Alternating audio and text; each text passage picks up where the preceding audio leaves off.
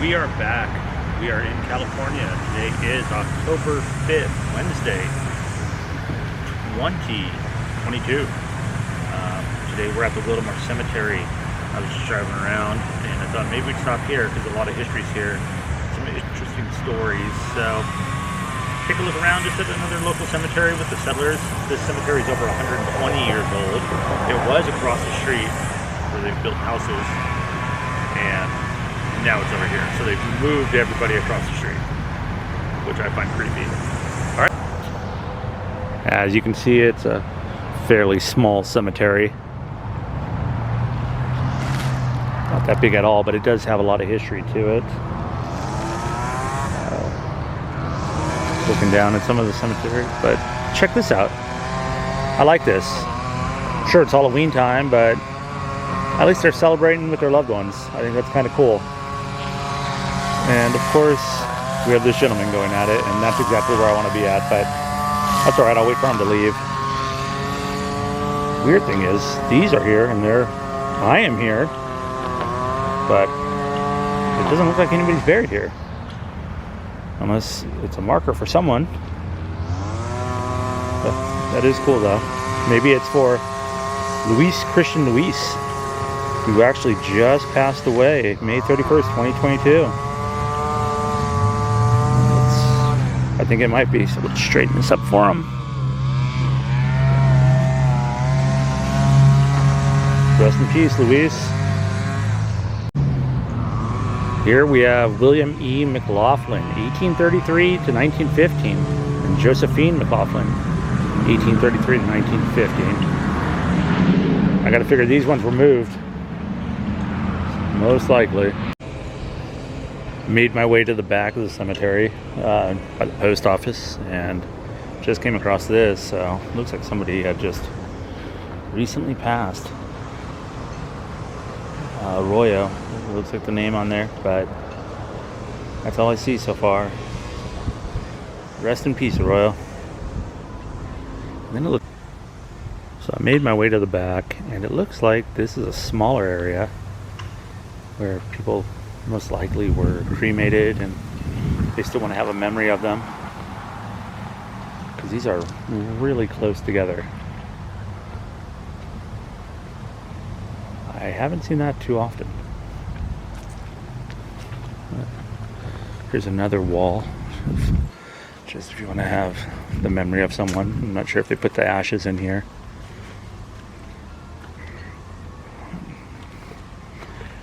And over here to the back. Whoa, spider web.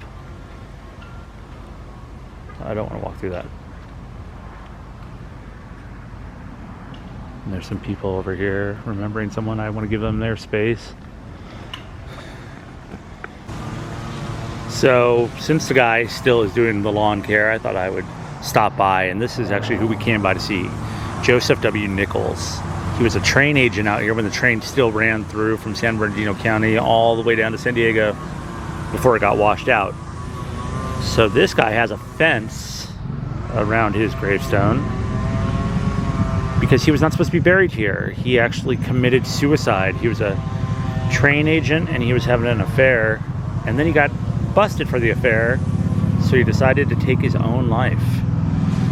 And from what I've read, and there's far and few things, he was supposed to be buried outside the cemetery for committing suicide, but when the cemetery moved from across the street, they brought him over here, put him in a fence, that way he'd be by himself. So it says Joseph W. Nichols died July 16th, 1889, age 31 years, at rest. And as you can see, this fence has been here for quite some time. Don't see fences like that anymore. And yeah, he's right here at the front of it. So there's the caretaker or the office. He's right here by himself.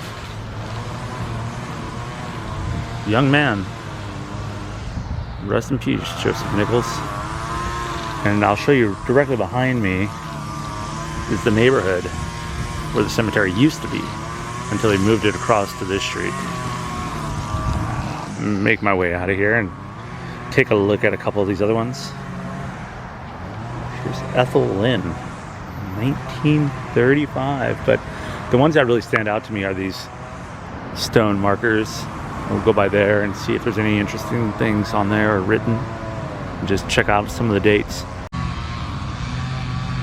So I stumbled across this little marker. I believe it says like 1900. J.F. Fitton died. Well, yes, he did. I suppose that's why he's here. So I guess they're just pointing out the obvious. So here we have Valentine and Fanny Wilkes. So the Wilkes family, interesting stuff about them, they immigrated from England with 4 children, lived in Michigan and Kansas before coming to Wildomar in 1895. One of their sons, Valentine, was killed in a hunting accident. The family had a long history of being prominent pioneer family and son. Their other son, Thomas, became known as the Hay King of the Valley. The son of Thomas, Arthur, was a caretaker at the cemetery and took care of the trees until 1927, which are still standing on Palomar. All 6 of the original family members are buried here. Sorry for all the extra noise. So here's Teresa. Here's Thomas. And there's another Thomas. But I'm not showing the one that was killed in the hunting accident. Where'd they put him? Huh. All right, moving on. Well, I think that's going to do it for this small little cemetery. Not a whole lot to see here, but it is kind of interesting in the history of the founders of Wildomar. I'm not going to miss you, lawn guy.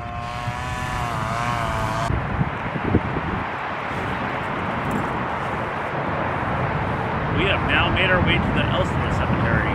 Directly behind is the Interstate 15 that goes from Riverside all the way to San Diego. And since we were going through the history of Wildomar Cemetery, I thought we might stop by here and then look at some of these gravestones, because these are the pioneers too of this valley. So let's go look. We got some pretty cool looking headstones here. Let's go.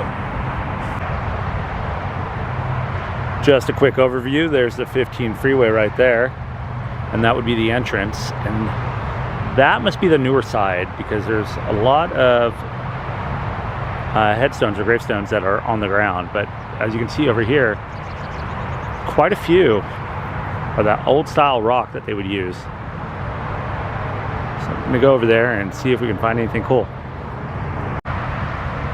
As you can see on the dates, here's Melissa Hall, 1844 to 1895, which is actually pretty rare for, you know, when you think of Southern California, because it is so new.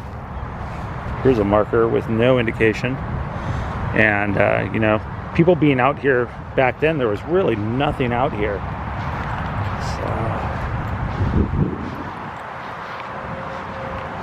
So, another story I read, because a lot of this had no upkeep. There was nobody here that could really keep these gravestones or even just the area clean, or the grass that would be always overridden with weeds and trees and grass. And they used to actually have to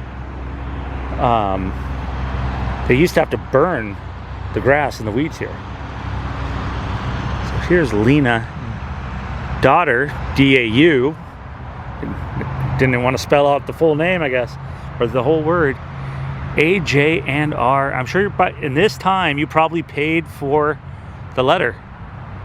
1888. Here's A.J. Wilsey, died April 25th, 1896. I've seen this before out here. Age 52 years and 21 days. D's. Gone but not forgotten. Let's see what else we can find.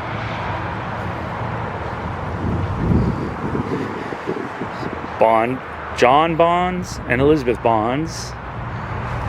Here's Kimball, born 1813, died 1904. And this is interesting. Look at this. Thomas Ray, another one of these, died. Yes, he did. July 20th, 1895. Rest in peace, Thomas Ray. I just think that's so weird that they put died. Like, yes, I'm sure they are. I hope they are if they're in the ground. So if they weren't, they are now. So W.U.H. Huskins 5C0 IMEL.A. I have no idea what that means. This was also, I was reading, a Jewish cemetery, which I did not know, which I thought was kind of interesting. Here's Augusta C. Schreiner, 1842-1916. I give unto them eternal life. And then also in German, Ich gebe ihnen das ewige Leben. Gotta work on my German.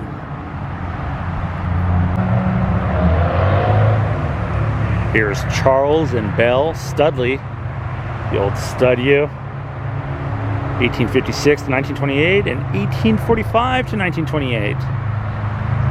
Belle going after the young man there. And this one, just like the other cemeteries, has the mother and father plots. Wow, this is huge. White Frederick.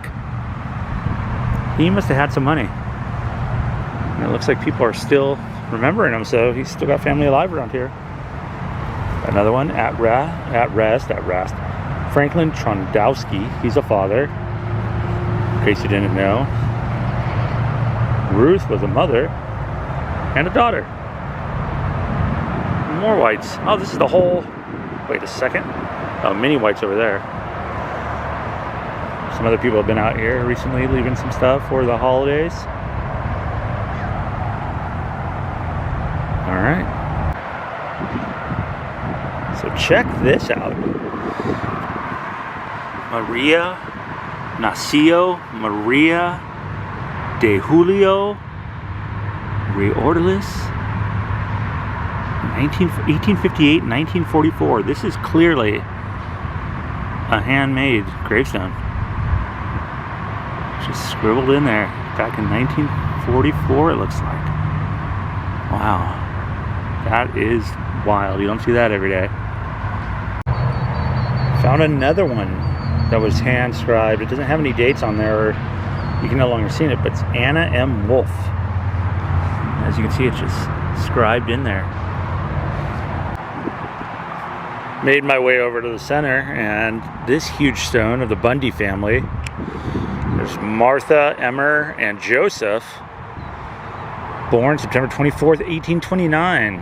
Died, fun fact, well, not a fun fact, but April 1st, 1887. 90 years later, Joseph, I was born.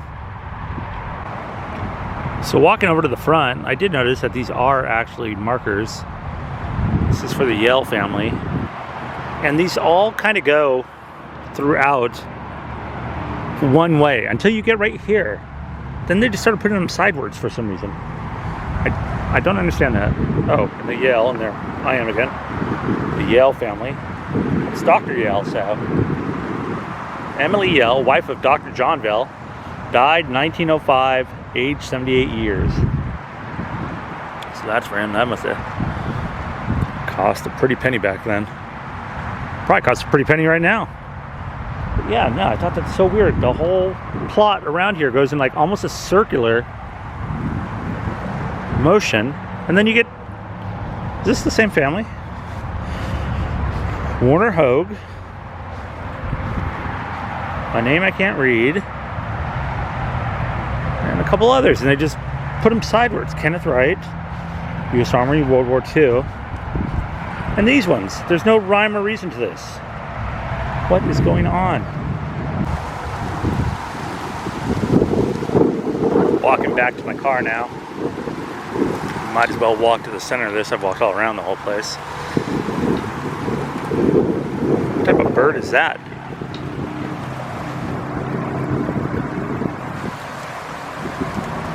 Interesting. Don't see those every day. The crows you do. They also have the things for the flowers over there, which they buddy them up to like some people's cemetery, like right to their gravestone, which is kind of weird.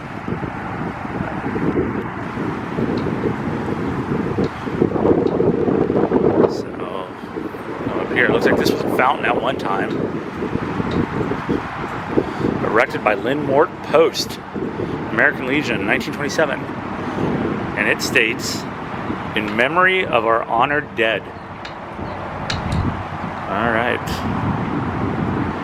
With that being said, I think that's a good final note to end on today. And to everyone that I've stopped by and recited their names, and even the people I didn't, or I could not see, I hope you all rest in peace.